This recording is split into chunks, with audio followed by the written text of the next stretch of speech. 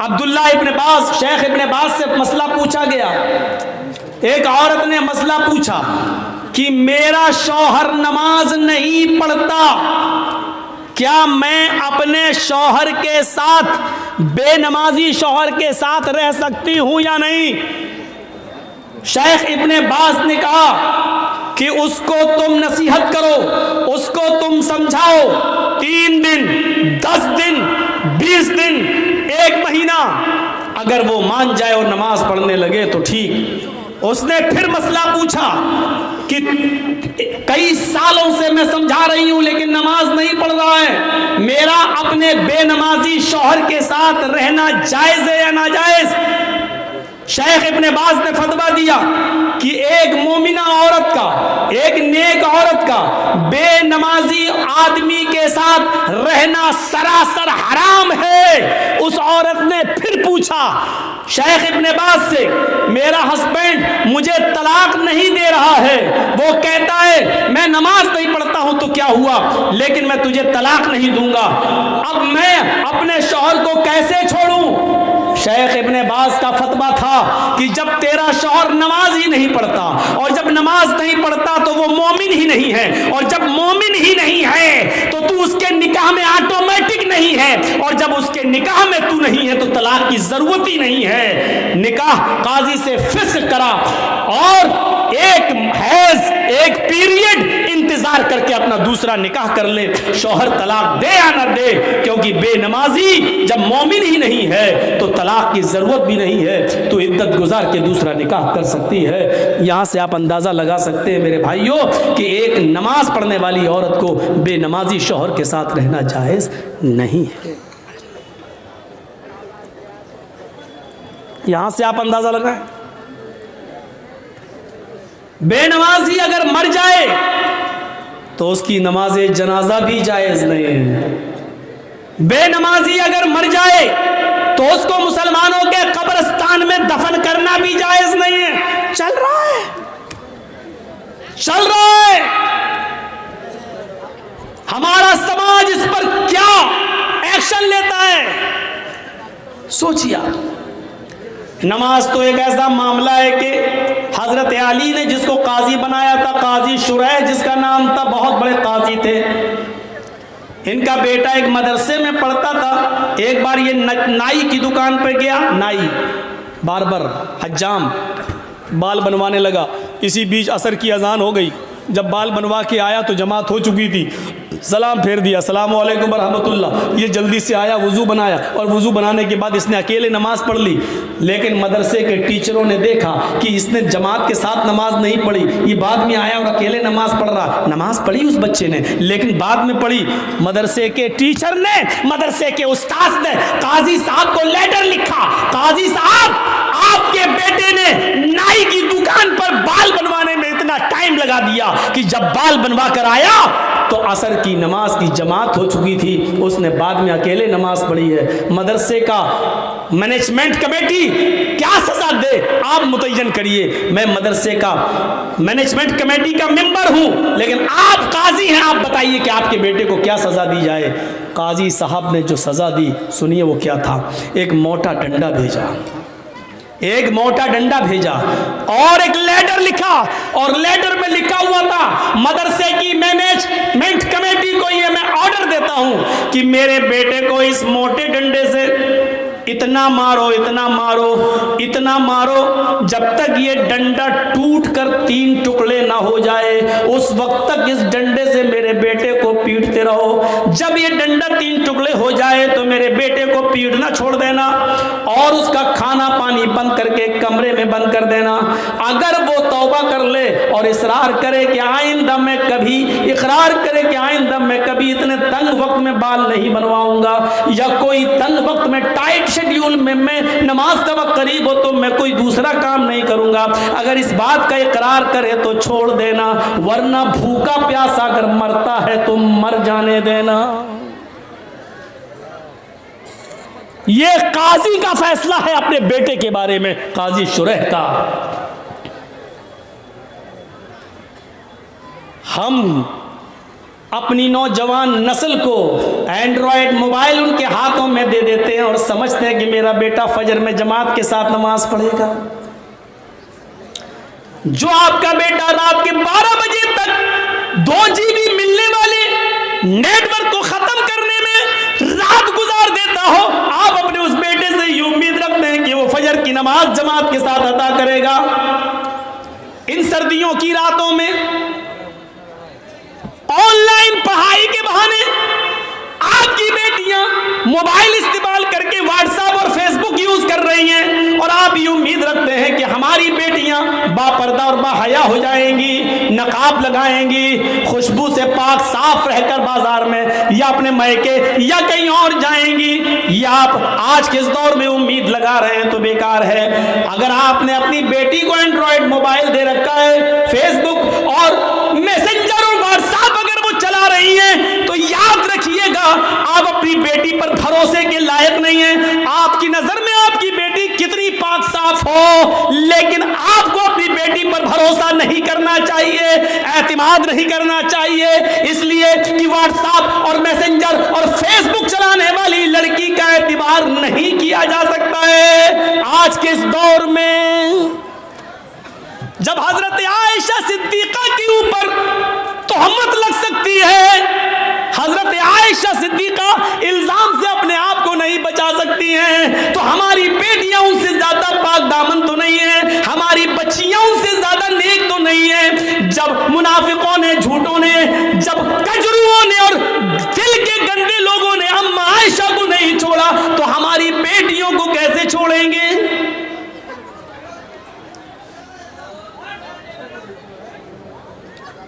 यहां हमें गौर करना चाहिए। हजरत ज़करिया अलैहिस्सलाम को देखो, मरियम अलैहिस्सलाम को देखो, सूरह मरियम पढ़िए। वो मेहराब में मस्जिद के अंदर है और हजरत मरियम के पास बेमौसम फल आ जाता है।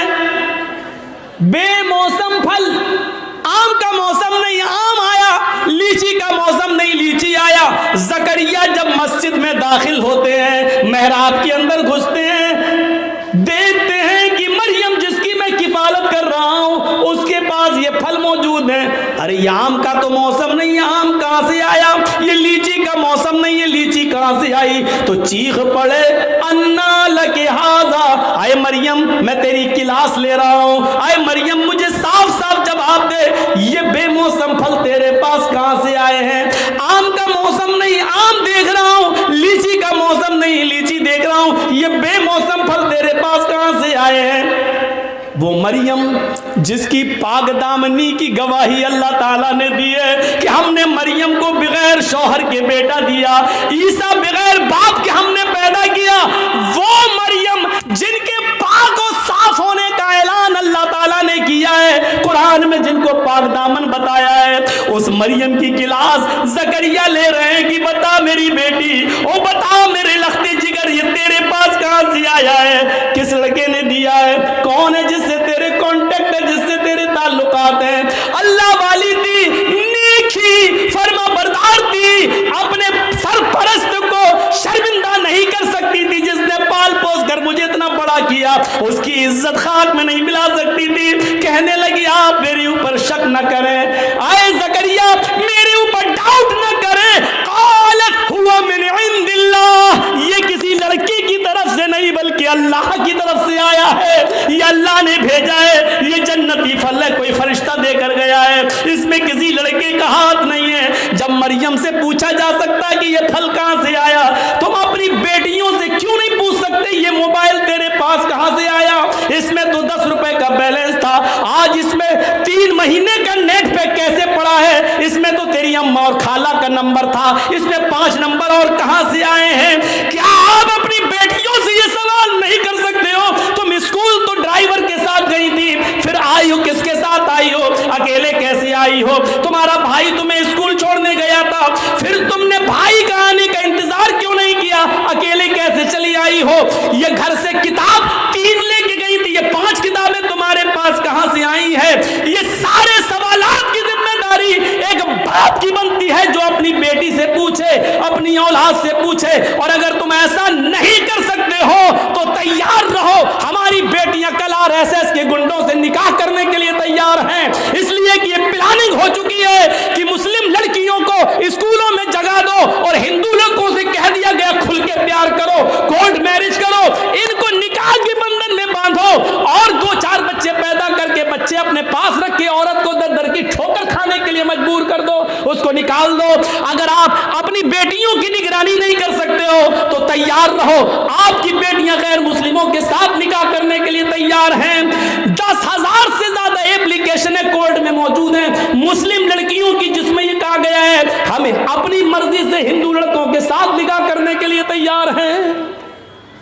मेरे माँ बाप रोकेंगे, इसलिए मुझे पुलिस प्रोडक्ट दिया जाए, प्रोडक्शन दिया जाए, सुरक्षा दी जाए। मेरे माँ बाप कोर्ट मैरिज के मौके पर मेरे लिए रुकावट बन सकते हैं। ये लड़कियों ने, मुस्लिम लड़कियों ने, कॉलेज की लड़कियों ने ये लिख कर दिया है। तैयार रहिए, अगर आप अपनी बेटियों के मोबाइल नहीं छीन सकते हो, उनसे सवाल जवाब नहीं कर सकते हो, तो फिर ये दिन देखने के लिए तैयार रहो कि आपकी बेटी मिसेस इदरीस, मिसेस असलम नहीं बनेगी, मिसेस खन्ना बनेगी, मिसेस रमेश बनेगी, मिसेस मनमोहन बनेगी, मिसेस फला बनेगी, ये बनेगी। इसके लिए तैयार रहो।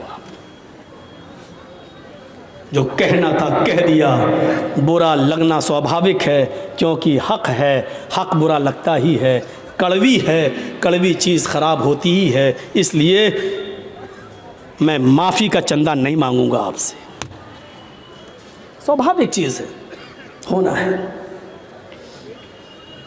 आपने पूछा नमाज पढ़ी कि नहीं पढ़ी, बेटे से पूछा। हमारे नबी ने तो ये कहा था ना, जब बच्चा 7 साल का हो जाए, बच्चे में लड़का लड़की दोनों शामिल है, जब बच्चा 7 साल का हो जाए नमाज पढ़ने का हुक्म दो, लेके जाओ। नहीं पढ़े कोई बात नहीं, कभी पढ़ेगा कभी छोड़ेगा, लेकिन जब 10 साल का हो जाए नमाज ना पढ़े तो उसको मार मार के ले जाओ, मार मार के नमाज की तरफ ले जाओ, पीटो। 10 साल के बाद लड़के को पीटना पड़ेगा, नमाज के लिए मारना पड़ेगा, सजा देना पड़ेगी आपको अपने बेटे को, क्योंकि वो 10 साल का हो चुका है। 10 साल के बाद बाप की जिम्मेदारी बनती है कि वो अपने बेटे को नमाज न पढ़ने पर मारे, पीटे और फिर मस्जिद में ले जाए। आपने किया ऐसा? मोबाइल चलाने की खुली इजाजत, चलाओ और बिगड़ो। काजी शुरैह ने जो फैसला किया उस फैसले को देखिए। हज़रत उमर फारूक जब फजर की नमाज पढ़ाने के लिए खड़े हुए तो अबू लूलू ने, फिरोज नामी आदमी ने, किसी बात पर वो हज़रत उमर से नाराज़ था, उसने खंजर में जहर बुझा लिया था और छिपकर बैठा हुआ था मिंबर के पास। हज़रत उमर ने जूं ही कहा अल्लाहु अकबर, फौरन उसने खंजर मार दिया। हजरत उमर फारूक के पेट में वो खंजर लगता है, उसने निकाला तो पेट थोड़ा सा फट जाता है, नाफ से लेकर जहाँ शर्मगाह होती है यहाँ तक जब उसने खंजर निकाला तो यहाँ तक पेट फट गया, यहाँ तक खून का धारा बहने लगा। नमाजियों ने अबू लूलू को पकड़ना चाहा लेकिन वो भागने लगा। एक सहाबी ने अपनी चादर उसके ऊपर फेंकी जिससे उसका पैर उलझ गया, वो गिर गया। जब उसने देखा कि अब मैं पकड़ा जाऊंगा और बचूंगा नहीं, तो उसने वही जहर आलूद खंजर अपने पेट में मारकर खुदकुशी कर ली और मर गया। लेकिन हजरत उमर फारूक को जब होश आया तो उनको दूध पिलाया जा रहा था, दूध वो मुंह से पीते थे, पेट से बाहर निकल जाता था। शहद पिलाया गया तो शहद पेट से बाहर निकल गया। जो चीज खिलाई और पिलाई जा रही है वो मुंह से तो खिलाते थे लेकिन पेट से बाहर निकल जाती थी। इस हाल में किसी ने कह दिया अमीरुल मोमिनीन, अब आप फजर की नमाज कैसे पढ़ेंगे? आप पहली रकात में थे और आपको खंजर मार दिया गया है, आप बेहोश होकर जमीन पे गिरे हैं और हालत आपकी है कि खाना पानी पेट में रुक नहीं रहा है, आप फजर की नमाज कैसे पढ़ेंगे? हजरत उमर ने कहा पढ़ूंगा, मेरी फजर की नमाज क्या अदा नहीं हुई है? कहा नहीं। पानी लाओ, वुजू बनाया, खड़े हो गए। लोगों ने कहा बैठ के पढ़ लो, कहने लगे नहीं नहीं अभी खड़े होने की ताकत है। खड़े होकर 2 रकात नमाज पढ़ी और नमाज पढ़ने के बाद फरमाया लोगों अगर ये हालत किसी और की हो जाए, खाना पानी भी पेट से निकलने लगे, इस हाल में भी अगर नमाज का टाइम हो जाए, नमाज का वक्त हो जाए और उस आदमी को होश हो तो नमाज इस हाल में भी पढ़ना पड़ेगी। अगर इस हाल में होश है, पेट फट जाने के बावजूद, खाना पानी पेट से निकलने के बावजूद अगर होश है और नमाज नहीं पढ़ता है तो ला हज़्ज़ा फिल इस्लामी लिमन तरकस सलाह, तो ऐसे आदमी का इस्लाम में कोई हिस्सा नहीं है। इस हाल में नमाज ना पढ़े तो इस्लाम में हिस्सा नहीं है। जो तंदुरुस्ती में नमाज ना पढ़े वो मुसलमान बना बैठा है। कितने बड़े कभी किसी को खड़ा करके पूछो क्या नाम है, ज़ियाउल हक, हक की रोशनी। अच्छा नमाज पढ़ी थी ईशा की? नहीं मौलाना साहब। ज़ियाउल हक नमाज पढ़ी? नहीं। इस हाल में नमाज माफ नहीं है। नमाज तो है ही नहीं माफ। जर्जी साहब को मोदी की, योगी के कुछ गुंडे पकड़ लें, कुर्सी पे लेके हाथ पैर बांध दें, इसी बीच अजान की आवाज आ रही हो, अल्लाहु अकबर अल्लाहु अकबर। जर्जी साहब एक बार कहेंगे, साहब लिंचिंग करने वालों मुझे मार रहे हो, मार देना, लेकिन मुझे 2 रकात नमाज पढ़ लेने दो। छोड़ते हैं तो ठीक, नहीं छोड़ते हैं तो कुर्सी पर बंदे बंदे हमें नमाज पढ़ना पड़ेगी। वुजू के लिए पानी दे दो, नहीं देते हैं तो नीयत से वुजू करना पड़ेगा। अल्लाह वुजू के लिए पानी नहीं है, मैंने वुजू की नीयत कर ली है, ये वुजू की नीयत ही हमारे लिए वुजू होगी। उनसे कहा जाएगा साहब मेरा चेहरा किबले की तरफ कर दो, अगर वो करते हैं तो ठीक है, नहीं करते हैं तो नियत करना पड़ेगी। हाँ मेरा चेहरा खुला होता तो किबले की तरफ करता, लेकिन मैं बंधा हुआ हूँ इसलिए मैं इसी तरफ रुक करके नमाज पढ़ रहा हूँ। आय अल्लाह तू किसी किबले का मोहताज तो नहीं है, तू मेरी दिल की नीयत अच्छी तरीके से जानता है। लैसल बिर्रन तुवल्लू वजूहकुम क़िबलल मशरिक़ मगरिब, ये आयत आपके जहन में आनी चाहिए। लेकिन नमाज इस वक्त भी पढ़ना पड़ेगी। किबले की तरफ चेहरा नहीं है, कोई बात नहीं, जहां तुम्हारा चेहरा है उस तरफ कर लो। अल्लाहु अकबर कहकर हाथ नहीं उठ रहे हैं, बंदे हैं तो जबान से अल्लाहु अकबर कह लो।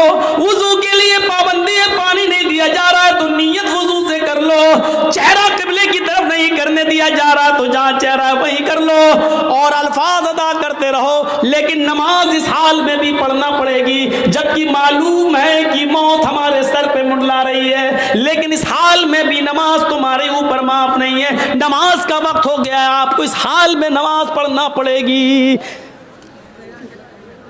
ये सख्ती है इस्लाम में, लेकिन नरमी भी तो है। वुजू के लिए पानी नहीं मिल रहा तो ये नहीं कहा गया नहीं रस्सी तोड़ो कुर्सी तोड़ो लेकिन लाओ पानी, नहीं है, नियत कर लो। ये आसानी भी तो है, किबले की तरफ चेहरा नहीं करने दिया जा रहा, कोई बात नहीं, जहां चेहरा उसी तरफ रुक करके नमाज पढ़ो। हाथ नहीं उठ रहा है, कोई बात नहीं, ऐसे ही पढ़ो, जबान से जुमले अदा करो लेकिन करो।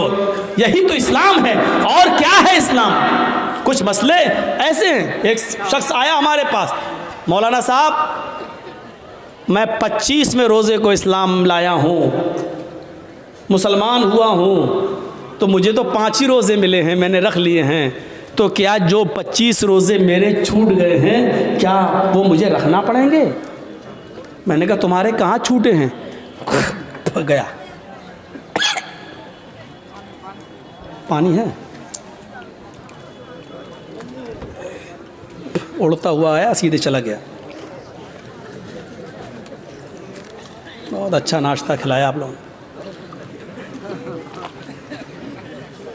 चलिए अब सुनिए मसला। एक शख्स 25 तारीख को 25वें रोज़े को इस्लाम लाता है। मान लीजिए कोई गैर मुस्लिम है, हिंदू है, ईसाई है, क्रिश्चियन है, यहूदी है, जैनी है, 25 रोज़े को अगर मुसलमान होता है तो क्या 25वां रोज़ा मुसलमान हुआ, 25 छूट गए, 24 रोज़े छूट गए, तो अब उसको कितने मिल रहे हैं। 25, 26, 27, 28, 29 और 30 का चांद हुआ तो 30, 5-6 रोज़े मिल रहे हैं। तो शरीयत ये कहती है कि जितने मिल रहे हैं उतने ही रखेगा वो।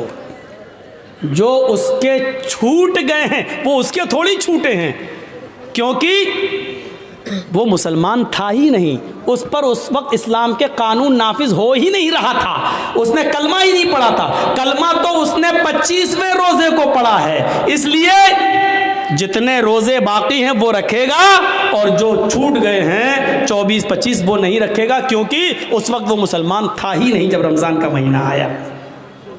पहली चीज़। दूसरी चीज़ एक और सुनिए, मान लीजिए 5:30 बजे आपके यहाँ रोज़ा इफ्तार होता है, सूरज 5:30 बजे डूबता है, और कोई शख्स 5 बजे इस्लाम ला रहा है, 25वां रोज़ा है, 5 बजे इस्लाम लाया, जर्जिस्तान में इस्लाम, अशहदु अल्ला इलाहा इल्लल्लाह व अशहदु अन्ना मुहम्मदन अब्दुहु व रसूलुहु, 25वें रोज़े को 5 बजे इस्लाम लाया है, उसका रोज़ा यहीं से शुरू हो गया है। अभी जो 5 बजे तक जो उसने खाया पिया वो सब माफ, क्योंकि उस वक्त तक उसके ऊपर इस्लाम नाफिज था ही नहीं, वो मुसलमान नहीं था, इसलिए वो सब नहीं।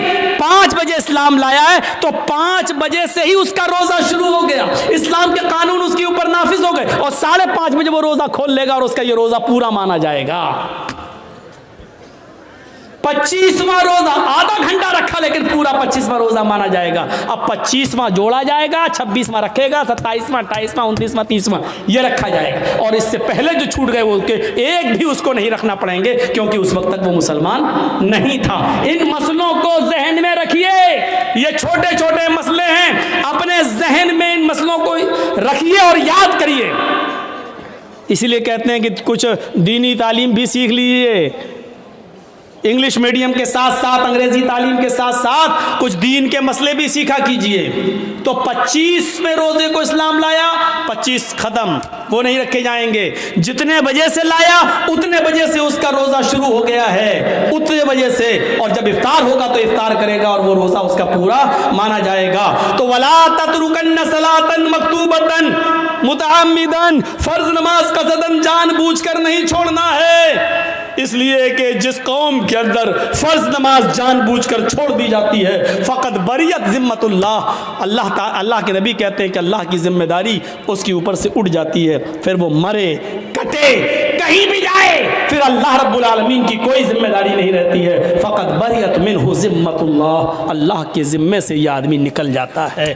3 चीज़ें हो गई, 3 चीज़ें याद है ना, शिर्क, माँ बाप की नाफरमानी और फ़र्ज़ नमाज का सदन जानबूझकर न छोड़ना।